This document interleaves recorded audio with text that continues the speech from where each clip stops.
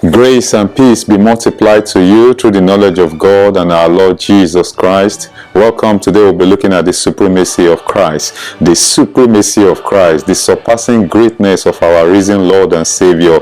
We'll be looking at some of it's impossible to talk about everything about the supremacy of Christ in just maybe about an hour or thereabouts that we're going to do this teaching. But it's just to remind us, everyone knows Christ is great, especially believers. We know the mystery of Christ. We know how vast He is, the infinitude of Christ, the immenseness of Christ, the greatness of this person. But this is just to remind us. It's always good to go back and read, to remind ourselves, to refresh ourselves on some scriptures that reveal the awesomeness of this person of our Lord Jesus Christ. So we'll be taking a journey on that. So the Bible is about the supremacy of the person and the work of Christ. So the person, that is the being of Christ, and his work in redemption and what He did. And obviously in the Old Testament He was still there, but He was there in types, shadows, prefigures. And in the New Testament we have His manifestation, His earthly ministry in the four Gospels, and His heavenly ministry from the book of Acts, technically from His resurrection. So supreme typically means to be highest in rank. That is, there is no one that is equal with you.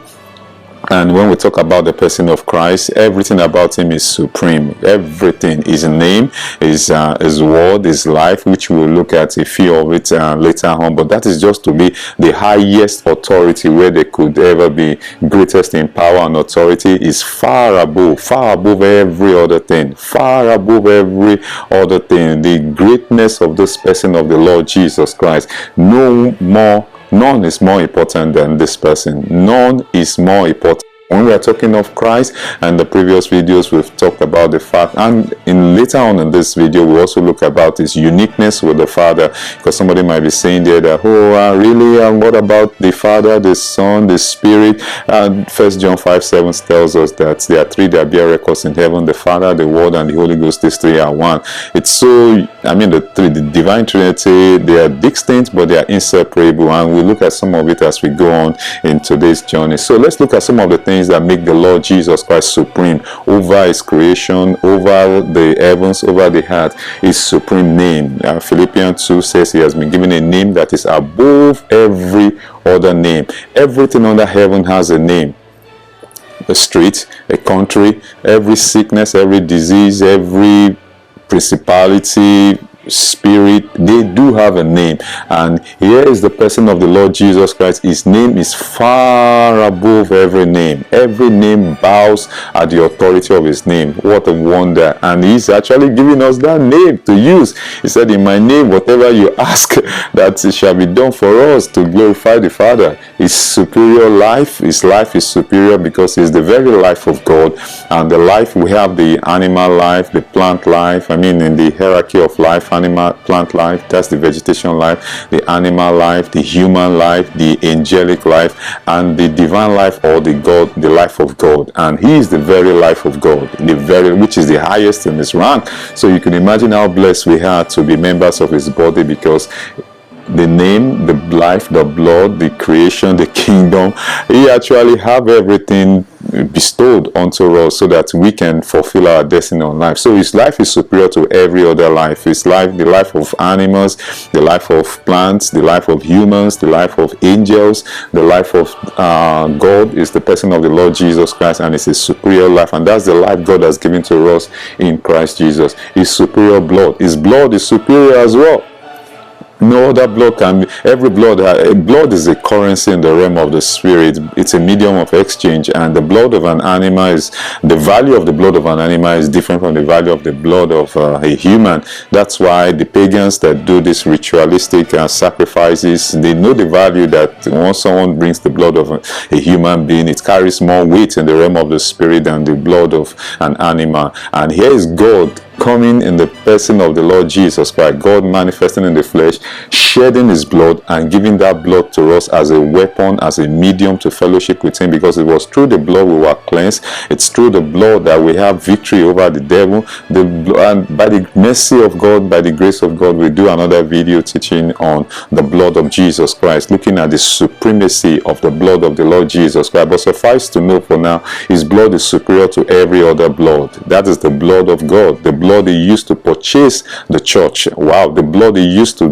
destroy the devil is superior new creation. There's the old creation and the new creation. The old creation is in Adam, the new creation is in Christ. The new creation is higher than the old creation.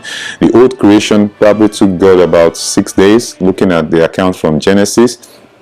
But the new creation, it took probably over 4,000 years for God to consummate the new creation. That is looking at the Old Testament period, and because the new creation started with the resurrection of the Lord Jesus Christ. It was after he resurrected that he became the firstborn from the dead, and we became his many brothers, and we were part of that new creation. But there's a different teaching on that, on God's two creations, the old and the new. God's two creations, we talked more about the new creation and the old creation, comparing and contrasting them. Adam for the old creation, Christ for the new creation. His superior kingdom, his kingdom, there's a kingdom of man, the kingdom of animals, the kingdom of man, the kingdom of darkness, that's the kingdom of Satan, and we have the kingdom of Christ, the kingdom of God, and his kingdom is far superior to every other kingdom. A kingdom basically could be defined as a domain where a king is reigning and is the King of Kings. So what a joy that we are part and members of his body. So none is more mysterious than him.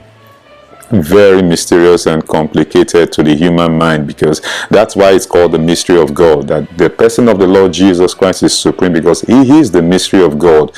God himself is a mystery. God is a mystery in himself, and the mystery of this mystery is the person of the Lord Jesus Christ. And when something is mysterious, it means that it is not easily comprehensible by any human logic. They defy all kinds of understanding. It's got to be the Spirit of God opening our eyes. Why is it mysterious? Part of it is that his deity and humanity.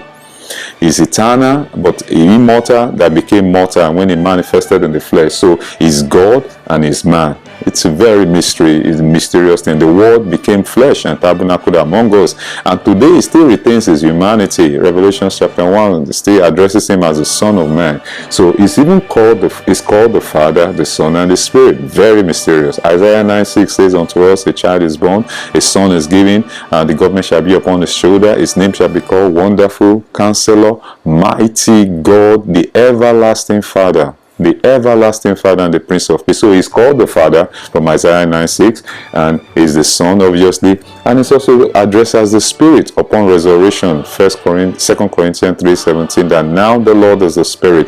Now the Lord is the Spirit. So the fullness of the Godhead dwells in him. Colossians 2:9, that the fullness of the Godhead dwells in the person of our Lord Jesus Christ. What a mystery upon mystery.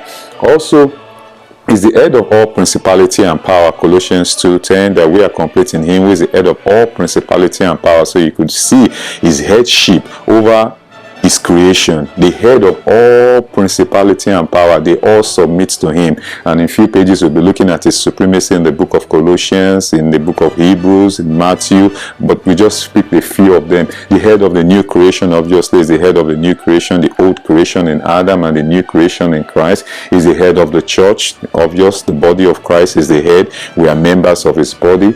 He's the ruler over the kings of the earth. That is all prime minister, president, monarch, or what have you. He has a rule over them. He has authority over them. It does not mean that everything that they do is probably it's after his will, but the chunk of the fact is, like, the believers are he's the head of all of them. He rules over them, but in my own opinion, he rules over them principally by the intercession and the prayers of the saints in that locality. So a nation could have, because somebody might ask that if he's the head of all the presidents and the prime minister, why do we have bad governance in some places? Is he an author of confusion? No. But I think that in many cases that the intercession of the believers in that country, in that nation, in that neighborhood, aid his ability to rule over them. He can exercise his sovereignty, but he actually delegated that power to us. That's why he told us in Matthew that whatever you bound on earth is bound in heaven, whatever you lose on earth is loose in heaven. That means if the believers are lazy, we are not interceding. First Timothy 2 says that first of all, supplication, prayer should be made for all men and for all who are in authority. So as we intercede, he's able to rule and carry out his will, because the heart of the king is in his hands. He also is the head of all things in Ephesians chapter 1, which we will look at, Ephesians 1 from 18 to 22. Christ is also in the book of Matthew. We can look at the supremacy in the book of Matthew. He is the great light in Matthew 4:16. Matthew 4:16, which was referred that a great light has appeared to the great.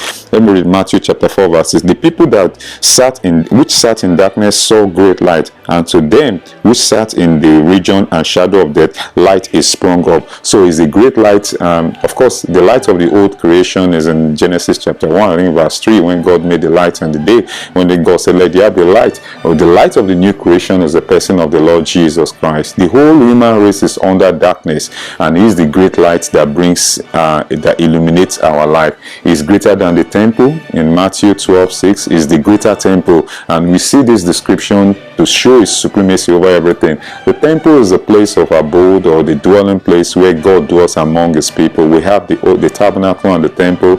The tabernacle was kind of, my opinion, I think it was just like a temporary, a mobile place, because the Israelites were journeying and they were going from place to place, so they will erect tents and what have you. And the temple, it's more like a physical structure that was actually built like the one that Solomon did, and he is the temple. And by the mercy and the mercy of God, we'll do another teaching on Christ as the temple of God. That's the tabernacle of God. That is looking at the Old Testament, because those types, the temple is where God resides with his people, and he is the living temple himself.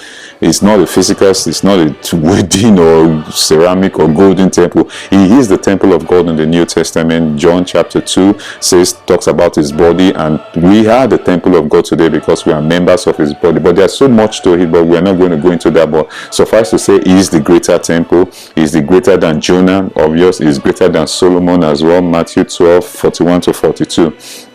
Also, we can look at the book of Colossians, the supremacy.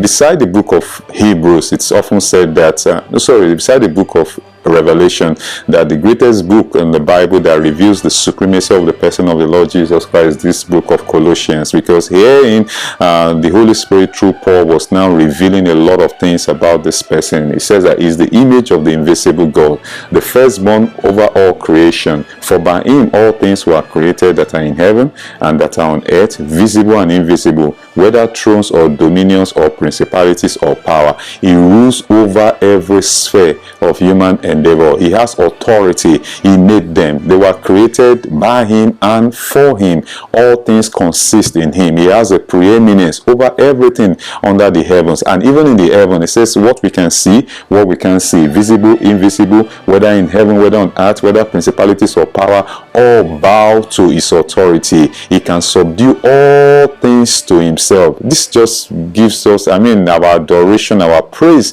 of this person of the Lord Jesus Christ just goes to another level, because the God in whom we serve, the Lord in whom we have that is living inside of us, has authority over everything in heaven and on earth here. And what a joy.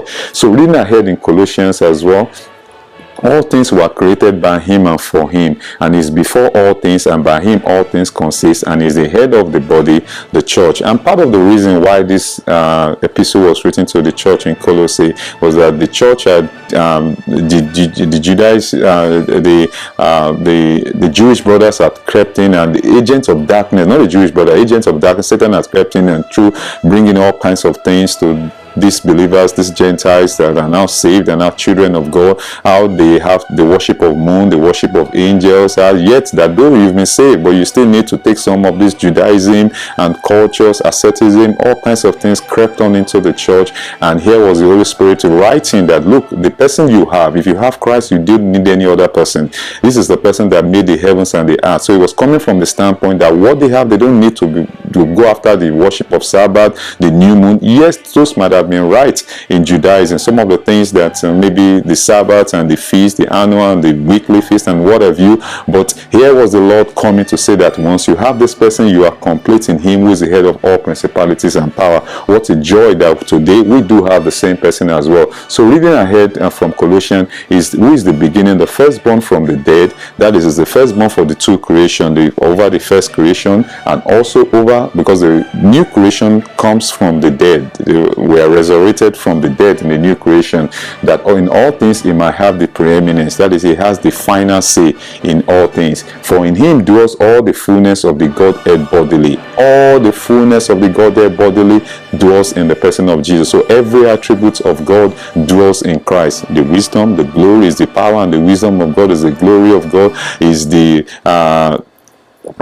might of God. Everything about divinity dwells in the person of the Lord Jesus Christ. So here's a picture that the Holy Spirit was giving to the church in Colossae, and is given to you and me, to the body of Christ, that the person of the Lord Jesus Christ, everything we ever need is embodied in his person. You have him, you have everything that is of God. And what a joy. We could receive no better gift from God than from God, because God giving us Christ is God giving himself to us. So he is the head of all rule and authority of every angelic principality and power. This is the amplified version. So we can go into the book of Hebrews as well to see his supremacy. This is another book. We've looked at Colossians, Matthew, Colossians. Now we're looking at Hebrew. He's superior to the angels. Pretty much chapter 1 and chapter 2 of Hebrews. The book of Hebrews, it's largely a comparison of Christ and a lot of things, because I think it was coming from I believe it's Paul that wrote it. It's coming from the standpoint of Christ, because there were a lot of things that the Judaism or the Jewish brethren had. They had struggles, because here they received Judaism from their fathers, and all of a sudden it's like Moses, the angels, these are very revered in their sight.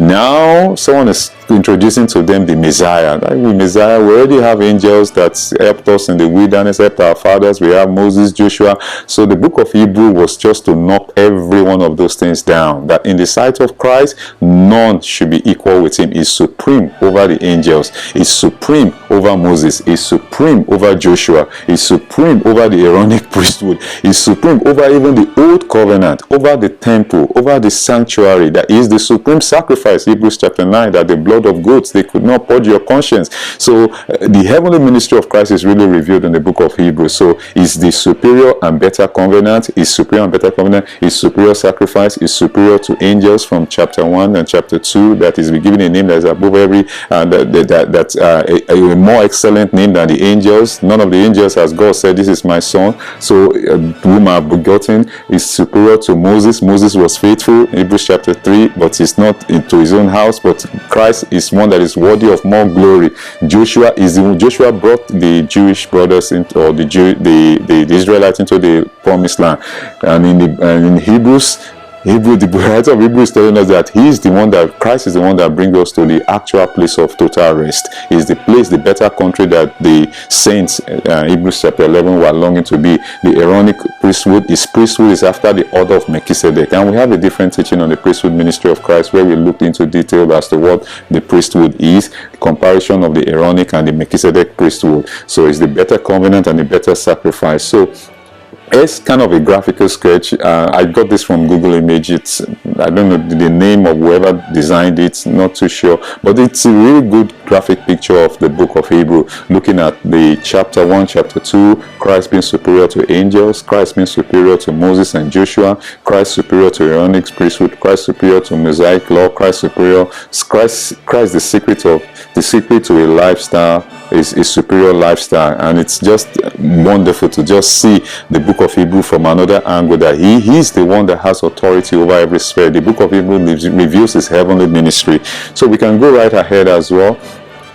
Is supremacy of Christ, that his 1 John chapter 4 verse 4, you are of God, little children, and have overcome them, because greater is he that is in you than he that is in the world. So here is the Spirit of God writing to us again that the greater one is in us, that there is nothing outside of us that is greater than the person that is inside of us. And that's why our insult and our worry and our fretting and our agitation is an insult to him many of the time, because we're not aware of the greatness of this person of the Lord Jesus Christ. It builds confidence. The more of him that we know.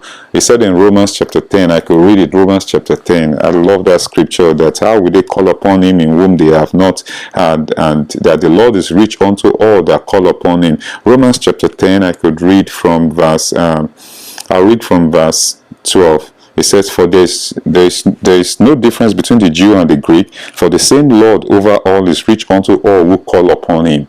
He now said that, for whoever call upon the name of the Lord shall be saved. Not just the initial salvation. Every time saved means pretty much to be marvelously helped. And we all need to be marvelously helped every day. Even though that we have been saved in the initial parts from the kingdom of darkness to the kingdom of God's Son. But every day we need to be marvelously helped. Verse 14 says, how then shall they call upon him in whom they have not believed? How shall they believe in him in whom they have not heard? And how shall they hear without a preacher? And how shall they preach except they be sent? As it is written, how beautiful are them that preach the gospel of peace and bring the glad tidings of good news. So you see that he's saying that there's no how we can call upon him in whom we've not heard, when we can believe on the person we've not heard. So the more we keep hearing, that's why I said earlier, later on, that faith comes by hearing and hearing by the word of God. The more we are hearing about the supremacy of this person, his person and his work, the more faith is built up in us, and we can call upon him and it will be rich unto us. And also, if we receive, this is 1 John 5:9, if we receive the witness of men, the witness of God is greater. This is the witness of God, which he testified of his Son. So the witness of men could be in form of a medical report, it can be in form of some kind of analysis that is coming out, unfavorable statistics about the world, unfavorable statistics about maybe in your career, in any place where you've been given some kind of a report that, oh, the economy is going to be like this, and it doesn't favor the profession that you do. That is the witness of men. God is now telling us that the witness of God is greater than that because of his supremacy. So that's why we fight the good fight of faith, because we are kind of living in two worlds, in the realm of the spirit and the realm of the physical. Obviously, the realm of the spirit controls the physical. But if we are blind to our authority in the realm of the spirit, to use the realm of the spirit to control what is in the physical, we could just be a cheap victim of what is going on in the realm of the physical. And I pray that will not be our portion. This is why we study, we build up our faith, we pray, we stay in fellowship with him, so that whatever is going on the earth here, we have authority over them. We bind it on earth, is bound in heaven. We lose it on earth, is loosed in heaven. Death and life, as the scripture says, is in the power of the tongue. So the witness of God is greater. So regardless of whatever report that is being presented to us in the earth here, we have a greater witness, and that witness is in the person of the Lord Jesus Christ, because he's supreme over every sphere. His name is supreme, his blood is supreme, his word is supreme, his life is supreme. Everything about us is supreme in the kingdom of God. And what a joy, what a joy. And this is why we need the Holy Spirit to open our eyes, because there could be electricity could be connected to a building, but if you don't know where the light switch is to turn the electricity on, though the potential is there for there to be light, but there could still be darkness in that house. If no one knows how to turn on the switch, or one way the enemy has just blindfolded everyone in the house to where the switch is that turns on the light. So ye doubtless, and this Philippians 3, ye doubtless, and I count all things but loss for the excellency of the knowledge of Christ Jesus my Lord. That is, here is Paul saying that every other thing, it's immaterial to me, whether the profession, as I think is probably a lawyer, I mean, his secular profession, and what he read, because he's studying under Gamaliel, and he said all things, the Judaism, everything he knows of, whether from as his Pharisee or Sadducee, he said all things were dung, were garbage. He said, for whom I have suffered the loss of all things, and do count all but dung, garbage, that I may win Christ. I think the same should be what for me as a believer today, and I think for you as well as a believer who aspire to grow up in the Lord. That is, every other thing is immaterial to us except the person of the Lord Jesus Christ. The more we increase in his knowledge, the more we are able to experience more of his supremacy in our life. 2 Corinthians 3 says that as we behold him as in a glass, as in a mirror, the glory of the Lord, we are being transformed from glory to glory, even by the Lord's Spirit. What a joy. And we pray that the Lord will continue to open our eyes to the knowledge of this person of Christ. So here's Philippians 3:21. According to the working whereby he is able even to subdue all things to himself. He has the ability to subdue all things to himself. Nothing is beyond him.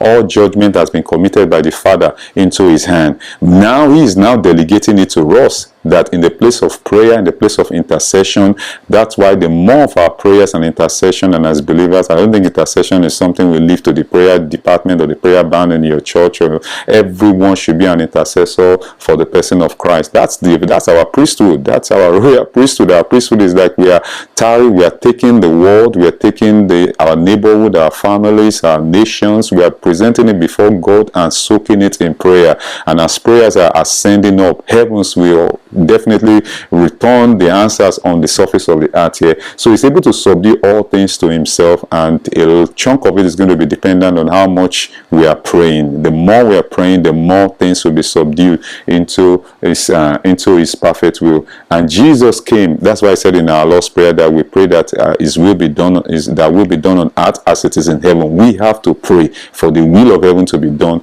on earth. And Jesus came and spake unto them, saying, all power is given unto me in heaven and in earth. Matthew 28:18. So we can see that all power and authority has been given to him, and he has given that power and authority to us, because we are the members of his body. My head cannot pick up, cannot walk for my legs. My legs have to carry my leg where my head wants to be. So we are the members of his body. We are the expression on the surface of the earth. As the body of Christ, as Christian, we are the visibility of the invisible Christ in every environment. So he definitely does need us to be alive and be in fellowship with him. That's why in the book of Acts, they realized that the boldness of Peter and his crew, that these guys have been with the Lord Jesus Christ, because they saw marvelous things. Typically, they were not the ones doing it. It was the living Christ, the indwelling Christ in them, the Spirit of Christ that was carrying it out. But of course, we are the visibility they see. But the very person doing the work is the one that is in us, working in us, both to will and to do for his good pleasure. So here's Philippians chapter 2. Wherefore God also has highly exalted him and given him a name which is above every name, that at the name of Jesus every knee should bow. Every knee should bow. They have no choice but to bow. Sickness, disease, powers of darkness, principalities, every president, prime minister, CEO, whoever you are, at the name, the authority of the person of the Lord Jesus Christ, every knee should bow. This is why prayer is such a wonderful thing for us, because the weapons that makes prayer sweet and victorious, God has given it to us.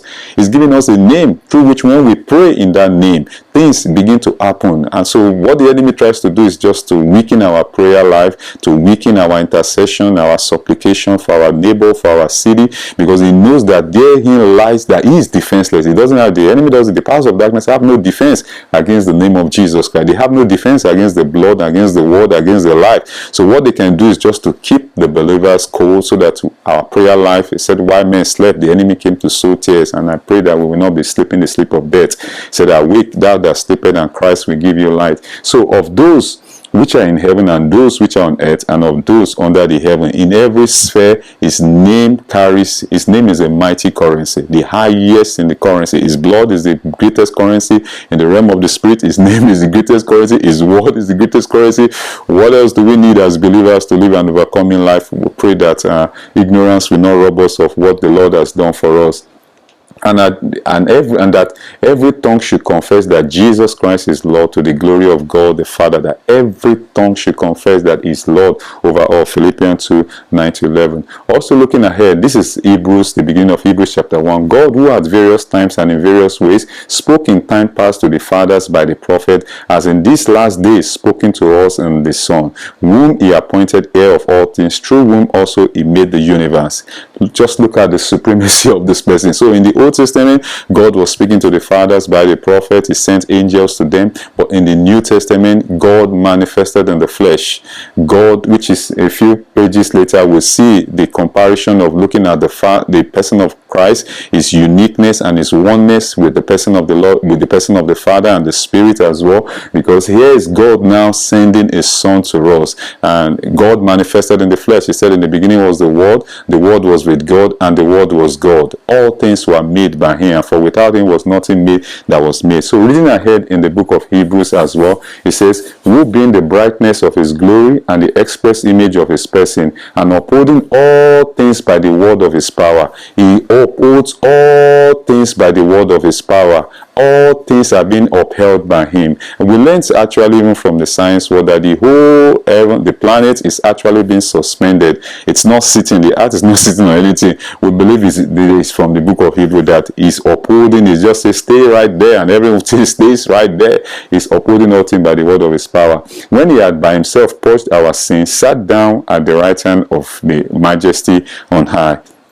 What a joy to the person of the Lord Jesus Christ. Here's Ephesians chapter 1 from verse 18, 19, from 19 thereabout, which he walked in Christ. He first said that I cease not to pray that the Lord will give us God will give us the spirit of wisdom and revelation in the knowledge of him, the eyes of our understanding being enlightened to know the hope of his calling and the exceeding greatness of his power towards us who believe. He now says, which he walked in Christ when he raised him from the dead and seated him at his right hand in the heavenly, far above all principality and power and might and dominion and every name that is named, not only in this age but also in that which is to come. That is, in every sphere he has supremacy over everything. This person that has supremacy is not a distant God. He's our risen Lord. He's our brother, our elder brother, your elder brother, my elder brother. He's also our husband, our bridegroom. He's also dwelling in us. It's not just in a distant heaven, but he's actually dwelling in our hearts. So all the help you need in life, I need in life, every believer needs in life, is very much at our disposal.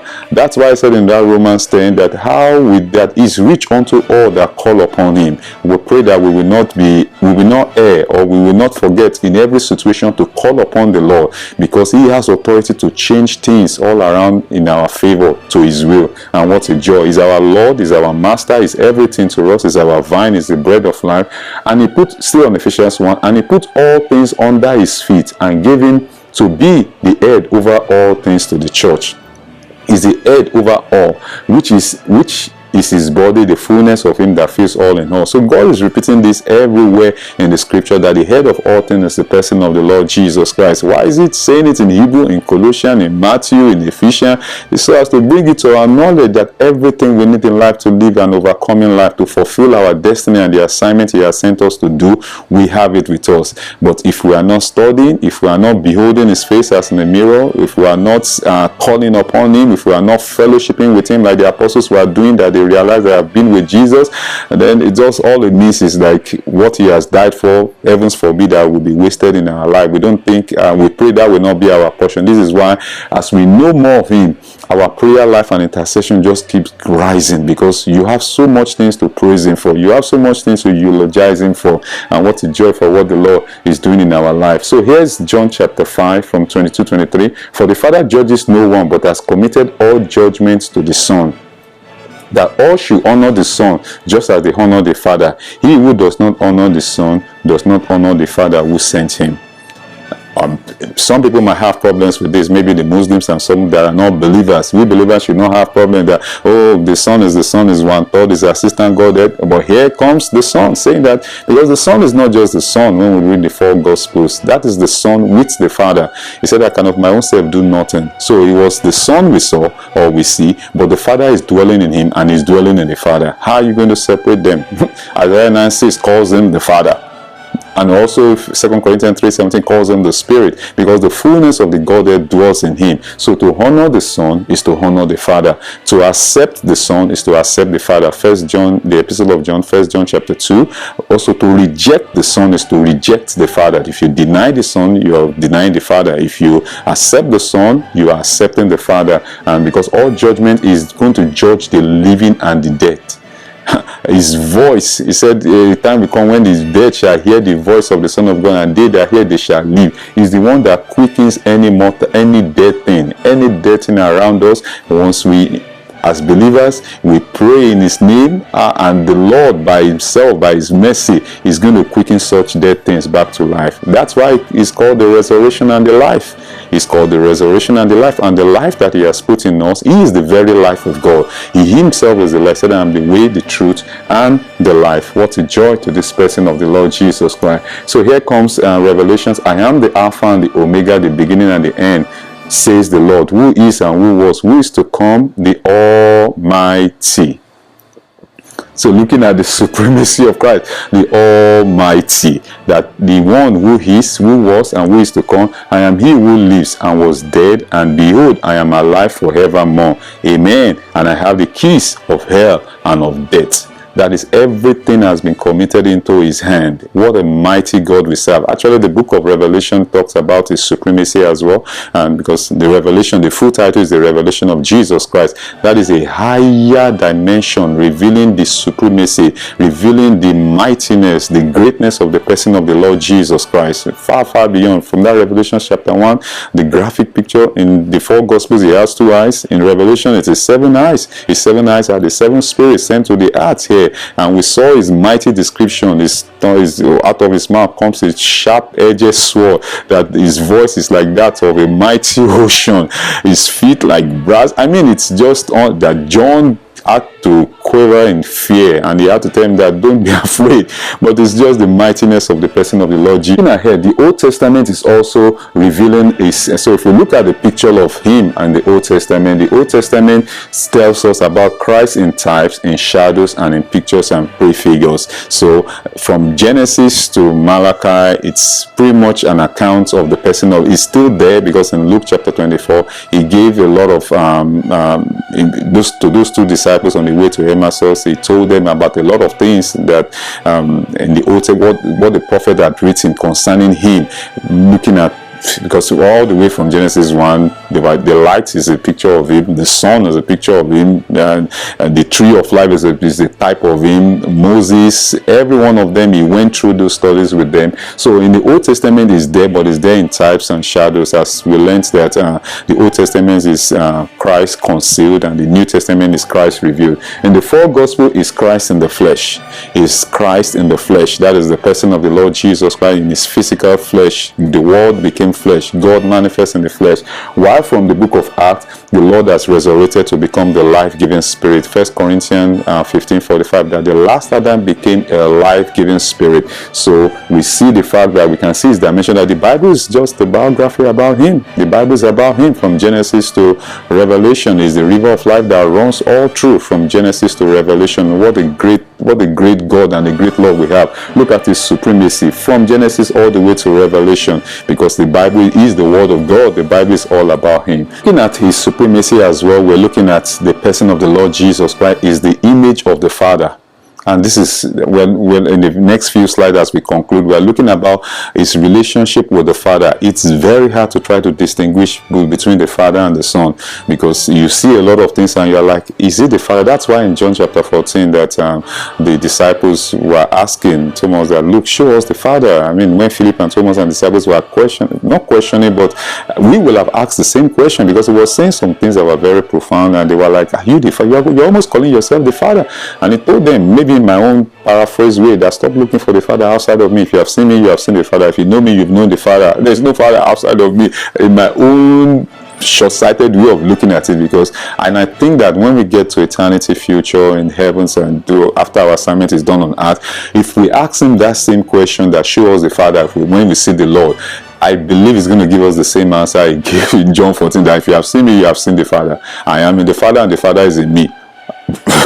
It's a mystery. It's the image of the Father, it's the life of the Father. And let's say in a computer, you have the hardware and the software. The hardware is what you can see, the software is what you can see. So pardon our illustration, using this poor illustration or similitude, is the image of the Father. That is the physical image, you want to put it that way. And also the expression is the life. That is the life of the Father is him, is the way, the truth, and the life. So when he says if you've seen him, you've seen the Father, it's just a big mystery. Is the embodiment of the Father. That is the one that embodies the Father, is one with the Father. John 10:30, that I and the Father are one. He's even called the Father. This nails it down. Isaiah 9:6, that a child is born, a son is given, that his name shall be called, that is upon his shoulder, that the government shall rest upon his shoulder, and his name shall be called Wonderful Counselor, Mighty God, the Everlasting Father, the Eternal Father, and the Prince of Peace. We don't have 2 fathers. That's what the scripture says. Who's going to reconcile? Not me. It's a mystery. We believe it is a mystery of our faith, of what the Lord reveals to us about himself, what the scripture tells us. The scripture says so. It's not because we said so. It is the scripture that says so. John 1 said, in the beginning was the Word was with God, and the Word was God. The Word is the person of Jesus Christ. Say the Word was God. 1 Timothy 3:16 says that God was great is the mystery of godliness. God was manifest in the flesh. Of course, God justified in the spirit, sin of angels, preached to the world, receive up into glory. Who was manifesting in the flesh? It's Jesus, but the scripture says God. So God manifesting in the flesh is the person of Jesus. Fellowshipping with the Father is fellowshipping with the Son. 1 John chapter 1, that we have fellowship with the Father and with the Son. Knowing the Son is knowing the Father. He said, if you know me, you've known the Father. Seeing the Son is seeing the Father. If you've seen me, you've seen the Father. Honoring the Son is honoring the Father, from that John chapter 5. So it's not, and that's where the problem comes with other religion, thinking like the Muslims or some other religion, or the Judaism, that Christ is just like the assistant God, or it's just like it's not God. That the challenge is deity, and also challenge is humanity as well. But the scriptures for we believers, if you honor the Son, you are honoring the Father, because the Father is dwelling in the Son, and the Son is dwelling in the Father. What a mystery. What a mystery of what the Lord has done for us. Also that I am in the Father and the Father is in me. He is in the Father and the Father is in him. How are you going to? So if you see him, you have seen the Father. If you know him, if you meet him, you're knowing the Father. I and the Father are one. John 10:30. No one knows the Father. Here's Matthew 11:27. No one knows the Son except the Father, nor does anyone know the Father except the Son. It's a mystery, the mystery between the Father and the Son. It's hard for us to say they are distinct, but they are inseparable. I don't think you see Jesus, the Lord Jesus here, and you see the Father here. And somebody might say that, but the scripture says he's sitting at the right hand of the Father. Maybe because the English way or whatever language, it's human language, we always fall short to express divine truth. There's a part that reveals that he's sitting on the throne with the Father. If he's sitting on the throne with the Father, we should ask ourselves, sitting on the throne with the Father, is he sitting on the lap of the Father, or is the Father sitting on his lap with the Father on the throne? It's not as if we have two thrones. So he's in the Father is in him. It's a mystery. It's a mystery. That's why it's called the mystery of God. And in many circles it's called that is the visibility of the invisible God. He's the express image of the Father. He's the life of the Father. The scriptures even calls him the Father. It's not blasphemous, it's what the scriptures have said, and that's why the Jewish brothers had problems. He said, you seek the scriptures and you think that you have life, but you will not come to me that you may have life. He said he also said he forgives sin, and they were mad, the religious folks. How can you forgive? It's only the Father, it's only God that can do that. But they didn't realize that in him was the Father. The Father was the one doing the work. He said, I can of my own self do nothing. He said, the works that I do, it is the Father that dwells in him that is doing the work. What a mystery of the person of the Lord. So the Lord Jesus, whom we believe today, is not only the Son, but the Son with the Father. He came with the Father. He came with the Father and is filled with the Spirit. John 5:43 says that the Son came in the name of the Father. And 1 Timothy 3:16, we could also be interpreted as the Father manifesting as the Son. Because 1 Timothy 3:16 didn't say that Jesus manifested in the great is the mystery of godliness. Jesus manifested. He said God manifested in the flesh. And we don't have three gods. We have one God. We have him as the Father, the Son, and the Spirit. The mystery of the divine Trinity. So it's as Deuteronomy 6:4 says, here is where the Lord your God is one. So we can see how it's very hard to try to. That's why he's supreme over everything, because of his oneness with the person, with the Father, because of his unique, attribute is the embodiment of the Father, and the Father dwells in names. Like no one can see. The Father dwells in unapproachable light, but he reveals himself. So we could say that God manifested in the flesh is the Son, that the Father became visible in the person of Christ. The Father became reachable in the person of Christ. There's no way we can reach the Father. There's no way we can commune with the Father except with the Son. Is the way. And we might think that they are two separate. We will be very careful how we tread on that path, because it says, if you've seen me, you have seen the Father. If you know me, you've known the Father. What a great joy for us as believers in Christ Jesus. So it was the Son coming, but he came in the name of the Father. It was the Son coming, but he came in the name of the Father. in that John 5:43, the Son's coming was the Father's coming. So the Son coming was the Father coming, because he said he was not alone. I'm not alone. The Father is with me. And he who has seen me has seen the Father. It's a great mystery, the mystery of the person of our Lord Jesus Christ. That's why he's supreme over everything under heaven. Everything in heaven, everything underneath the earth, everything about, because it's you want to say that you see that he's called the Spirit. 2 Corinthians 3:17. Now the Lord is the Spirit. He calls himself the Spirit as well. He called himself the Almighty in Revelations 1, Revelations 2, and Revelations 3. He addressed himself as the Spirit 7 times. That he who hasn't heard, let him hear what the Spirit is saying to the church. And so it's a marvel. It's a marvel. He has the Father, he has the Son, he has the Spirit. Every one of them, Colossians 2, wrapped it up that the fullness of the Godhead dwells in him, in the person of Christ. What a joy for what the Lord has done for us. So today we've been able to looking at the summary of what we've done today. We've looked at the supremacy of the person of the Lord Jesus Christ, his supremacy over everything under heaven. We said supreme means to be highest in rank. It means to be far above. None is more important, greatest in power and authority, ultimate in quality. His name is supreme, his word is supreme, his life is supreme, his creation is supreme, his blood is supreme, his kingdom is supreme. We said none is more mysterious than the person of the Lord Jesus Christ, that he is deity and humanity. He's God and is man. He's even called the eternal Father from Isaiah chapter 9 says. He calls himself the Spirit upon resurrection. The last Adam became a life-giving spirit. We said he's supreme because it gives us a confidence that everything about him is supreme over his creation. We looked at the book of Matthew. He's the great light, he's the greater temple, the greater Solomon, the greater Jonah. In the book of Colossians, is supreme, is the visible image of the invisible God. He has preeminence in all things, the head of this church. We looked at Ephesians, where he's far above all principalities and power. He's far above all might and dominion, and he has everything. The Father has put all things under his feet, that he might be the head of all things for the benefit of the church.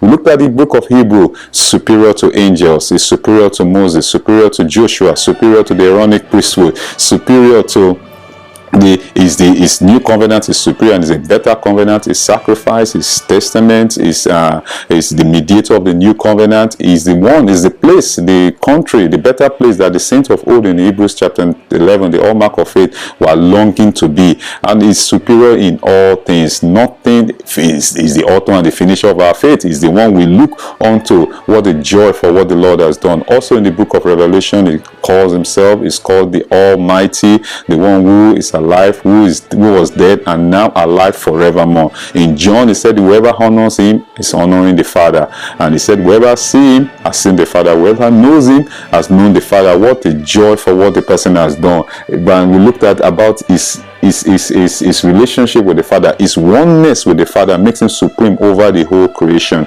He is the very image of the Father. There's no way we could come in contact with the Father except through him, because it's the way, the truth, and the life. He is the very life of the Father. First John, the epistle of John chapter 4 says that greater is he that is in us than he that is in the world. So when we're looking at the supremacy, it's for the Lord to refresh our mind about his supremacy over everything around us, over everything in us, so that as believers in Christ Jesus, we know that we can walk as more than conquerors on the surface of the earth. And the more we are eulogizing him, praising him, adoring him, faith will naturally arise in us, because he said the Lord is rich unto all that call upon him. He is the embodiment of the Father. He is one with the Father. He is even called the Father. What a joy to the all-inclusive cry. What a joy, our risen Lord and Savior, that every day we have this confidence that we are looking unto him, Jesus, the author and the finisher of our faith. For in him we live, we move, and have our being. For we've been crucified with Christ, nevertheless we live, yet not I, Christ lives in us, that he will be magnified through us, that our life will be a living aroma of him wherever we go. Praise the Lord. The supremacy of Christ, the preeminence of Christ, the lordship of Christ. What a joy to what the Lord has done. Hallelujah to what he has done. And also looking at his lordship over everything under the heavens and the earth, because the earth is the Lord and the fullness thereof. It says that he's supreme in his lordship over all. Everything belongs to him. The earth is the Lord and all its fullness, the world and they that dwell in it. He's supreme in his oneness with the Father. What a joy for what the glory and the might of our risen Lord has done. Praise the Lord. Hallelujah.